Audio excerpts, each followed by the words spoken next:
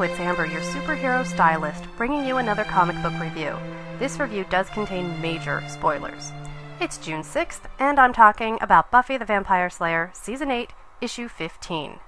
As Wolves at the Gate comes to a dramatic conclusion, Buffy regains the Scythe of Slayers. What makes this a dramatic ending? Well, there's really only one thing, and that's Xander's heartbreak, as his brand new girlfriend, Slayer Renee, is defeated in battle. It's not an easy death either. She calls out to him and begs the universe because she's not ready to die. That's where issue 15 opens up. Not a lot of focus is on Renee, but there is a fair amount, and honestly there could be more, on Xander and his immediate reactions. Once the gang is back at the castle, perhaps Xander will be granted more page space for expressing his feelings. Something else I like in this story arc is the strange relationship between Dracula and Xander. Dracula shows true caring for his pet, and the Whedonized awkwardness of Xander is always good for a laugh. Willow goes toe-to-toe with Kimiko, the Japanese witch working for the vampires, in a beautifully done in-air spell war. Story-wise, I loved the part where Satsu runs on top of the crowd to retrieve the scythe.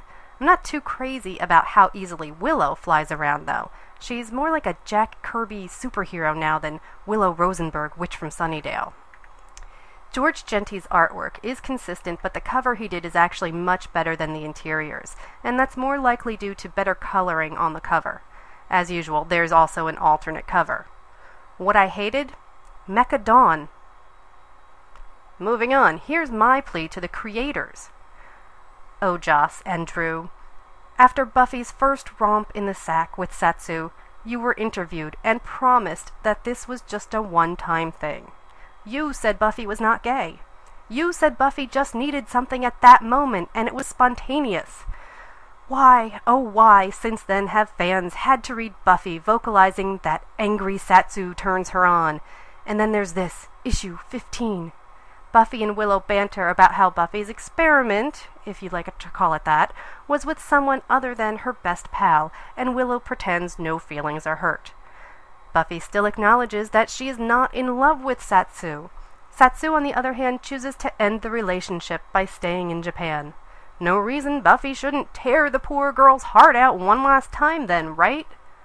As the adrenaline of the chaotic doomsday battle peaks and must ebb, the Slayers feel the need to hump all night long. It's not tasteless, and it's not vulgar except for the quip during the fight scene where Satsu and a vampire refer to how Buffy tastes. But it is ridiculously out of character for boy-crazy Buffy, who has chased men since adolescence.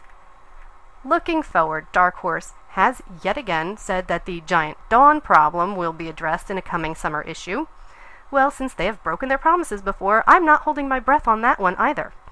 And for those that missed the advertising promoting it, future Slayer, Malika Frey, and Buffy will meet through a time travel story.